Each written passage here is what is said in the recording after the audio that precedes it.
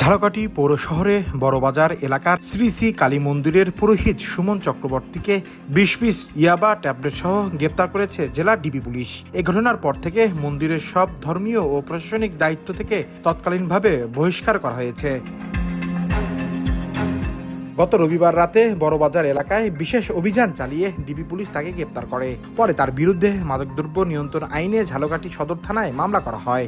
গত রাত থেকেই মন্দির পরিচালনা কমিটি সভাপতি অসীম রঞ্জন রায় ও সাধারণ সম্পাদক বিষ্ণুচন্দ্র ধনের নেতৃত্বে জরুরি সভা অনুষ্ঠিত হয়। সভায় সুমন চক্রবর্তীকে মন্দিরের সব ধরনের ধর্মীয় ও প্রশাসনিক কার্যক্রম থেকে অব্যাহতি দেওয়ার সিদ্ধান্ত নেওয়া হয়।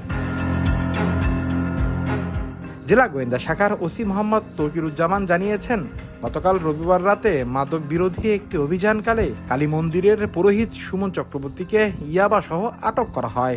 তার বিরুদ্ধে মাদক দ্রব্য নিয়ন্ত্রণ আইনে মামলা করা হয়েছে। Desk report, recap news.